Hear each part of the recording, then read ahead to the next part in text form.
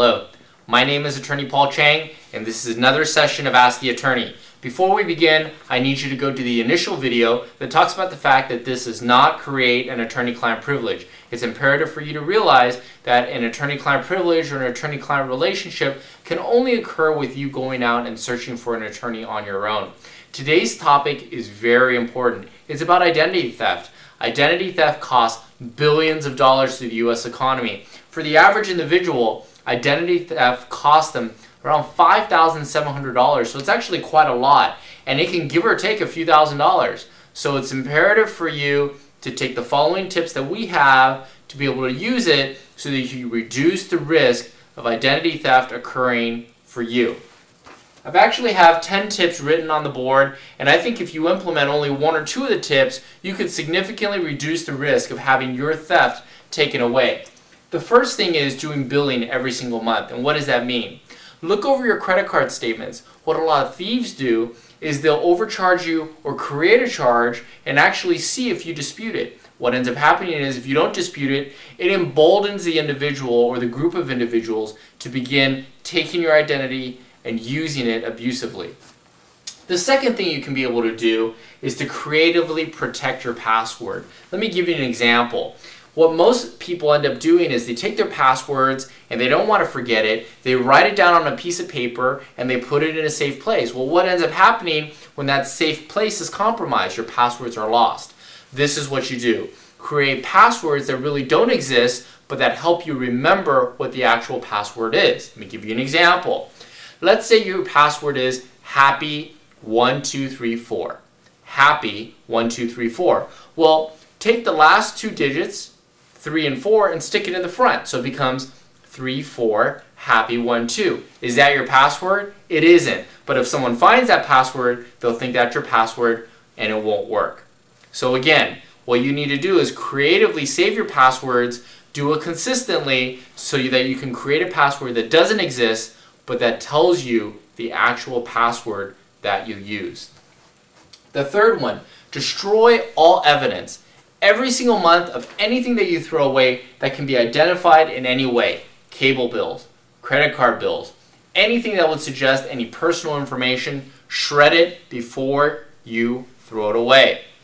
What happens a lot of times is identity thieves, they actually go through your trash and piece together information. And a lot of times what ends up happening is they'll call up the credit card company and they'll use that information. So again, shred all pertinent information. Number 4, limit what's in your wallet. A lot of people carry their social security numbers in their wallet. Don't do it. Just memorize your social security number. A lot of people carry their passports together with their wallets. Don't do it. Just leave your wallets at home. Leave your passports at home. Number 5, copy all credit cards and keep them in a safe place, front and back. And the reason why you do that is as soon as you lose it, you want to be able to call up the credit card companies and you want to be able to tell them exactly what numbers you have, and if need be, faxing them the documentation to let them know the front and back of the credit card numbers. With that, the caveat to that is keep all the credit card company information in a safe place. As soon as you lose a credit card, as soon as you lose a wallet, immediately call up all governmental entities, call up all credit card companies so that you can be able to cancel anything that's important or place a hold on anything that's important. The next thing is no personal information on the phone. What ends up happening is a lot of identity thieves will actually call you and say, there's been an invasion on your account and we need to verify your account information. And what ends up happening is they'll ask you for your last 4 digits of the social security number. What some identity thieves have been able to do is to actually create a machine. They'll actually call you and they'll actually say, your credit card information has been compromised, your account has been compromised. You need to dial in the last 4 digits of your social security number. Please do so to verify. That's how they get the information from you. So never give personal information on the phone. At a minimum, what you should be asking them is, not whether you should give it, but they should give it to you to verify who you are. Number 8, U.S. Postal Service mail. In terms of the U.S. Postal Service mail, this is very, very crucial. Have all personal information put into a drop box, into a P.O. box. If you have very personal information coming, never have it go to your house.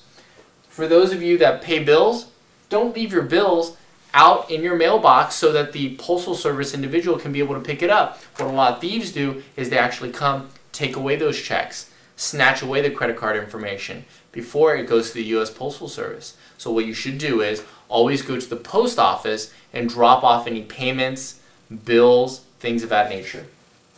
Also, if you're going on vacation, if it's over 2 or 3 days, have the U.S. Postal Service hold your mail. What a lot of identity thieves do is they drive up and down roads to be able to see whose mailbox is overflowing with mail. And therefore, they can be able to figure out this person's not home, they could be able to collect the mail, and therefore get your personal information. Put them on hold if you're more than a day. Vacation credit cards. If you're going on vacation, only use 1 or 2 credit cards. Put the rest at home. Call up all the credit card companies on the credit card that you're not going on vacation with and place a hold on them. If you're going on vacation, you pick the 1 or 2 credit cards, let the credit card company know that you're going on vacation. Therefore, they can be able to monitor your charges, and any charges that are occurring domestically here in the United States, they will stop because they know you're out of the country. Lastly, place a fraud alert. For those of you that are worried, place a fraud alert on all of your credit cards in terms of calling up TransUnion, Equifax, any company that has to deal with your credit. And what they'll do is they'll monitor your credit, usually for free, over a period of 90 days. Anybody that taps into your credit card or taps into your credit will not be able to without your authorization. Thank you very much. Take care. See you soon.